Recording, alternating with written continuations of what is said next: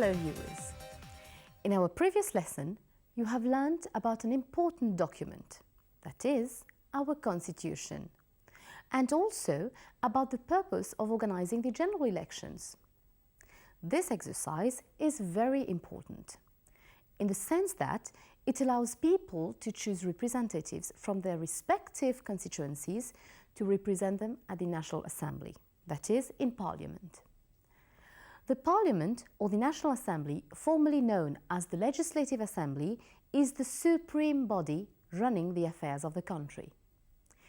During any general elections, the political party or party alliance which wins the majority of seats in Parliament forms the government. Its leader usually becomes the Prime Minister. The leader of the opposition and the opposition members are normally nominated by the President of the Republic. Have you ever noticed what our National Assembly looks like? What is the shape of the seating arrangements inside the Assembly? It has the shape of a semicircle, just like a horseshoe.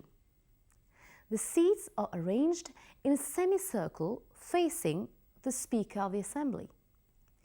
Each member of Parliament is allocated a seat according to his hierarchy in the party he belongs to. For example, the Prime Minister occupies the first seat on the front bench. Next to him are the Deputy Prime Ministers. The senior ministers come next, then the other ministers, and finally the backbenchers. That is, those members seated at the back completely in Parliament. The Speaker plays an important role in Parliament. He is supposed to be impartial and conduct the debate in a free and fair manner. He also has the responsibility to maintain order and discipline inside the House. He interprets regulations, announces decisions, and gives his rulings on certain important issues. He is also responsible for ensuring that all members of the Assembly respect the standing orders. The other persons working at the Assembly are the clerks. The clerk of the Assembly is assisted by the deputy clerk and a clerk assistant. The clerks are responsible to send to members of the Assembly a copy of the paper which is commonly known as the order paper, in which all the details of the next parliamentary session are mentioned. This exercise is carried out at least 3 days before the sitting. The clerks must see to it that all the records are in safe custody and all the documents are tabled before the Assembly. It is also the duty of the clerks to make a follow-up and ensure that the bills passed by the National Assembly get the assent of the President of the Republic before they are published in the Government Gazette. The Chief Law Enforcement Officer of the House is the Sergeant at Arms. He is responsible for ensuring the safety and security of members of Parliament. He leads the procession at the parliamentary sitting, carrying a mace on his right shoulder. The mace is the symbol of authority of the Legislative Assembly. When the mace is placed on the table, the parliamentary sitting starts. Similarly, when the Speaker adjourns the House or announces the end of the session, the Sergeant at Arms takes away the mace and the members leave the Assembly. The National Assembly has many functions. The main one is to make new laws, amend or bring changes to existing laws. Matters concerning the country with regard to education, health, environmental issues and security are discussed for the welfare of the people. Another function of the Assembly relates to the control of the finances of the state.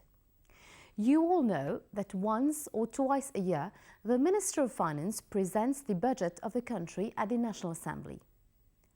After the presentation of the budget, there is a debate on the finance bill, where every member of the Assembly, whether those who are in power or in the opposition, have the opportunity to give their opinion on the budget, also known as the finance bill.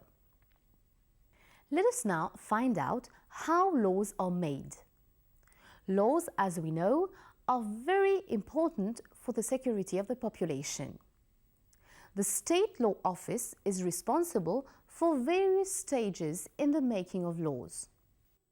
The law-making process is one that involves different stages. The introduction of a law is a policy decision which is taken by the relevant ministry. First of all, the minister concerned has to seek Cabinet's approval for the introduction of the law. A law can be introduced in two ways, either where a new law is being brought, or secondly, where an existing law is being amended. After obtaining the approval of Cabinet, the relevant ministry will send drafting instructions, and this is sometimes accompanied by a draft bill, to the Attorney General's office. At the Attorney General's office, the bill is worked on by one or more officers under the supervision of the Parliamentary Council. Usually, meetings are held with officers of the ministry in order to clear any drafting instructions. Several meetings are usually held depending on the complexity of each bill. Once all issues are cleared, the bill is then finalized and it is sent back to the relevant ministry. Subsequently, the minister will proceed to seek Cabinet's approval for the introduction of the bill in the National Assembly. Once Cabinet has given its approval, the bill is set down on the order paper of the National Assembly. This means that the bill is now before the National Assembly. And the process before the Assembly consists once again of different stages. First of all, you have the first reading. At this stage, only the short title of the bill is read. After that, you have the second reading, and this is the most important stage in the House. This is the stage where debates are held on the substantive provisions in the bill, and this is where members of the Assembly will give their views and suggestions on the clauses in the legislation. Thirdly, you have the committee stage, and once again this is a very important stage. The minister who introduces the bill can at this stage bring amendments to the bill. Secondly, the bill is voted upon clause by clause. Thereafter, you have the third reading, and once again this is a short stage where the short title only is read. Once a bill has passed the third reading stage, it is then considered to have been passed. Subsequently, the clerk of the Assembly will submit the bill with any amendments that have been made to the President this time for his assent. Once the President's assent has been obtained, this is where the bill becomes an Act of Parliament. Then, the Act is published in the Government Gazette. It is important to note that an Act, although it has been passed, will come into force in three possible ways. First of all, by proclamation if the Act provides for this specifically. Secondly, where an exact date is provided for in the Act itself. Or finally, if nothing is stated in the legislation on the date that the Act is published in the Gazette. So in a gist, this is how the lawmaking process is in Mauritius. It is interesting to know that the President of the Republic may or may not give his assent when a bill is presented to him. If he feels that there are still certain changes to be made, he may refer the bill to the Assembly again. However, if the same bill is sent to him a second time, he has no alternative than to give his assent, unless he decides to resign from his office. Usually, the Assembly is fixed on Tuesdays at 11:30 a.m., or it might sit on other days depending on the urgency of the matter. 3 hours are allocated to question time, during which only questions requiring an oral answer, of which notice has been given and which are listed on the order paper, are dealt with.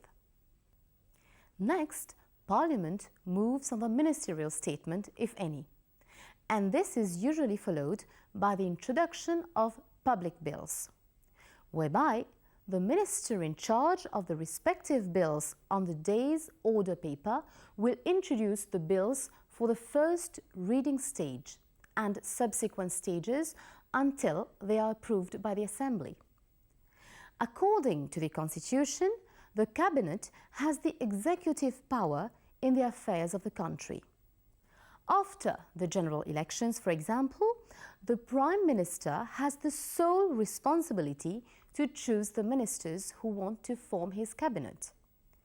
Therefore, the cabinet is formed by the Prime Minister and all the ministers.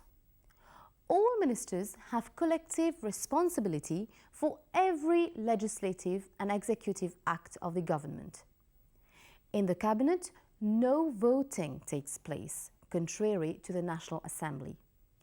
No member of the cabinet is allowed to criticize or vote against a bill moved by any colleague. However, he or she may disagree. Otherwise, he or she must resign. Cabinet meetings are carried out in private. That is, no member of the public or the press is allowed to attend. It is the Secretary to the Cabinet who is responsible for conveying the decision of the Cabinet to the appropriate person or authority. He also keeps the minutes of the Cabinet. Normally, Cabinet meetings are held every Friday, and decisions taken are communicated to the public by the Secretary to the Cabinet. In this lesson, we have learned that the National Assembly is the supreme body in Mauritius. Representatives elected by the people constitute the National Assembly. The National Assembly consists of members belonging to the party or parties having the majority seats and the opposition. The Speaker has an important role to play in the Assembly. The National Assembly has various functions. There are different stages in the making of a law. The Cabinet has the executive power to take decisions collectively. We have now reached to the end of the program. Until next time, it's goodbye from us.